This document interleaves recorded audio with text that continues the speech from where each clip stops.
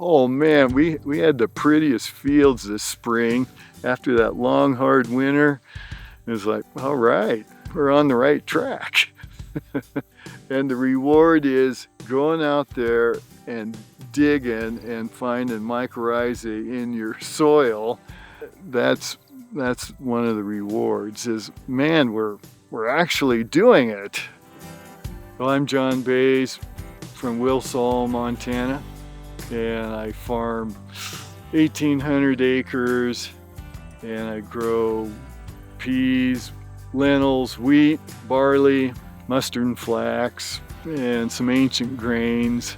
You know, I guess I like to think that I'm growing a healthier food product. Going to the farmer's market and selling our products and talking to the people that are buying it, that's cooking up a loaf of bread, that really changes my outlook on the crop and getting the crop grown. I want to grow the best, healthiest product I can. We eat the food that we grow. We're happy, grateful to get to eat the food that we grow because we know, the nutrient content of it is good and it isn't containing chemicals that aren't great for your body, disrupt your hormones and things of that sort. Being able to work with my wife and daughter, we make a great team. You put me in a car to help move combines when I was like that tall and said, okay, I'm letting my foot off the clutch. You just shut it off when you get there, kind of thing. And ever since then, I've been either in a vehicle or in the dirt. The markets for regenerative products are definitely growing. We see a lot of people coming in and ask all the time, what does that mean? What does regenerative mean? And we're more than happy to explain it to them. And most people have no idea. They kind of put it in this black and white, either you're eating organic or you're not, or you don't care or whatever. And the amount of stuff in between is huge. Like there's a lot going on with food and nutrition and all that stuff. We grow a lot of different grains and legumes, and we started milling 5 years ago and taking that to farmers markets and the grains themselves for like wheat berries and farro and split peas and things like that. We also sell on a little bit larger scale to some restaurants and then in some stores, and then we have our own farm store. We didn't like seeing the erosion that mechanical tillage was doing, so we started doing no-till. Well, then we started hearing about fertilizers being hard on the microbiology, and we start working on that, using BioCoat Gold and cutting back on fertilizer. We're just being kinder to the earth. We were spending close to $100 an acre on fertilizer, and now we're about half that, but we need to do some more tweaking. Time will tell. Watching through the growing season, where we did our nitrogen experiments, this year was a really good year for doing that, and we got to see a lot. That made us feel like the AEA products really did a good job. Before we seeded the winter wheat, we treated our seed with an inoculant of BioCoat Gold and Rejuvenate, planted our winter wheat, and boy, it had a really nice root system, got up 2 or 3 leaves, and went into winter and had quite a bit of snow, and it stayed till the middle of April before it melted. And by the 1st of May, our winter wheat fields were just this nice uniform green fields, and the neighbors' fields were kind of splotchy and had some spots you could tell the snow had killed them. Those dead spots will fill in with weeds. Ours looked really nice, and we had some neighbors call up and ask, hey, how come ours don't look that good?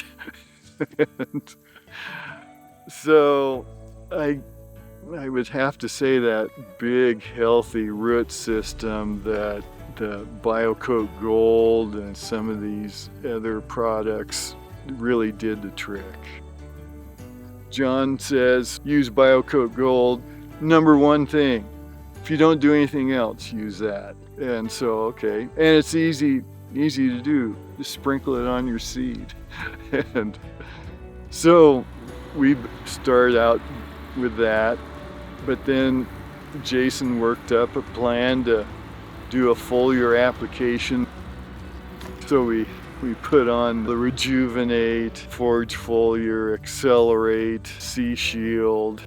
AEA taught us about doing the sap test. Instead of just dumping a whole bunch of fertilizer on and guessing, we are seeing what the plant needs or what it has, and then adding just what it needs. And so we started doing the sap test and then looking at the results and then coming back with another foliar application that would address problems that were there. We're out on a field of wheat that had received the Advancing EcoAg soil primer, and also the seed was treated with BioCoat Gold. And it's really awesome to see the amount of fungal activity in the soil. We came out here and we started digging in the soil, and there's just all this fungal activity on the root zone. Also the soil texture, we could smell and feel and see that there's a lot of microbial activity that's been activated.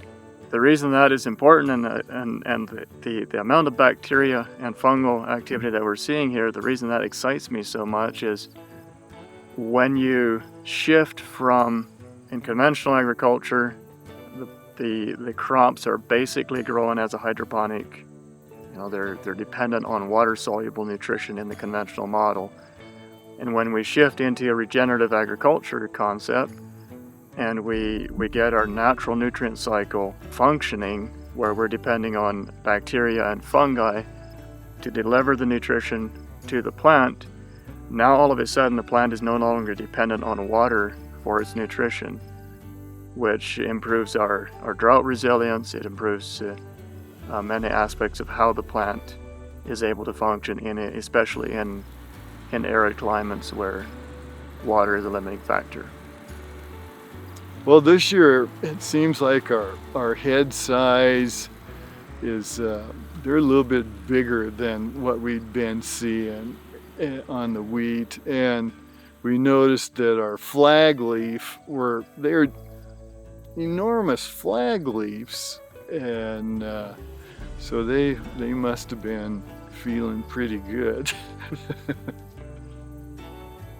Crops that are healthier, they become less susceptible to insects.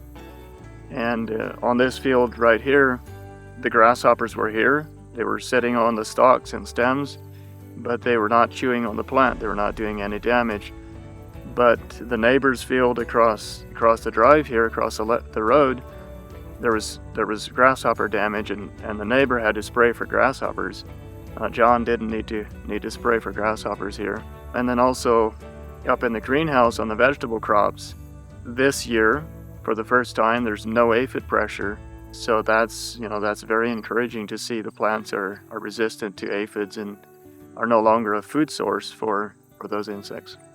We've put a lot of work into this, and it does bring a lot of pride and joy.